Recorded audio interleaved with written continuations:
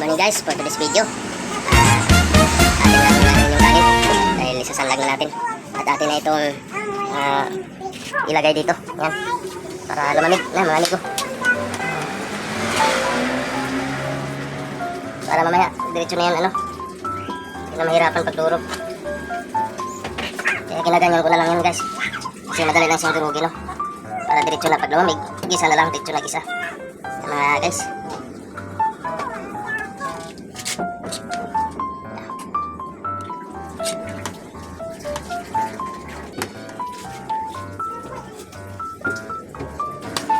Okay, yan lang guys.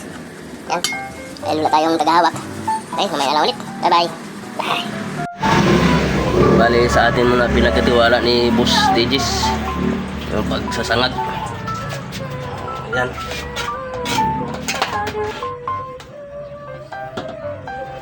Bali ang master natin dito ay si Boss Tigis.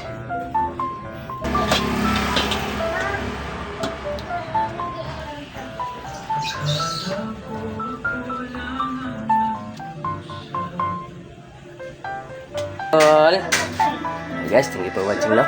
God bless, God bless. Bye bye. Bye.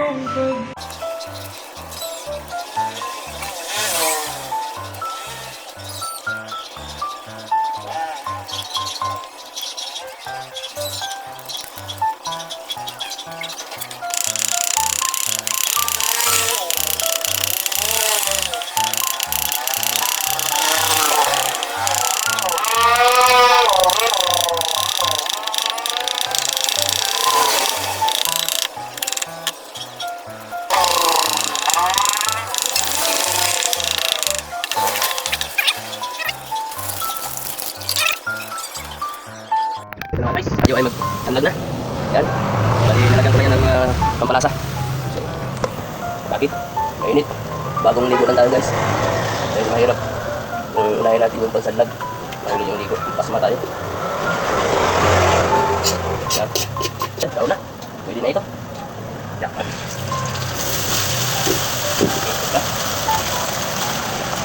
Kita na ba yung salpak?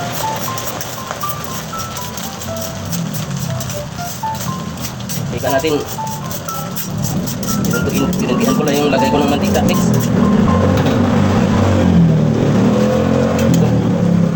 Talubayin na natin no.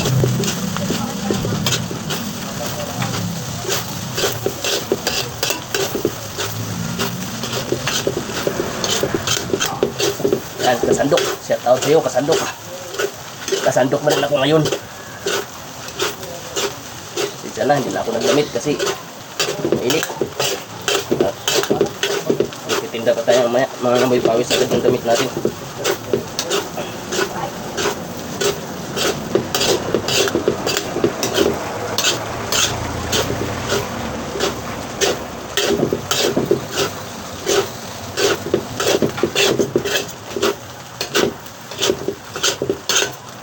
Shout out sa mga kasandok natin dyan sa Buro Restaurant.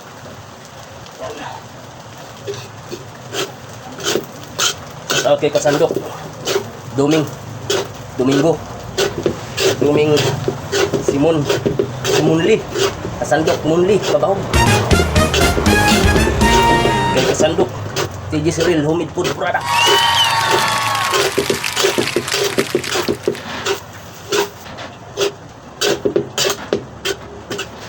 Oh ayok saktong-sakto. Masiramon 2 kilot kalahati nga pala ito.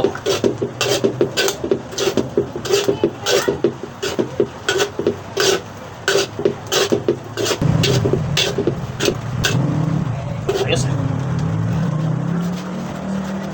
Nakakapawis rin. Sinangag na yan.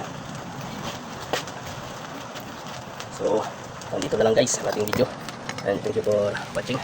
And salamat sa suporta mga amigo, amiga. God bless, ingat ang lahat. Bye bye.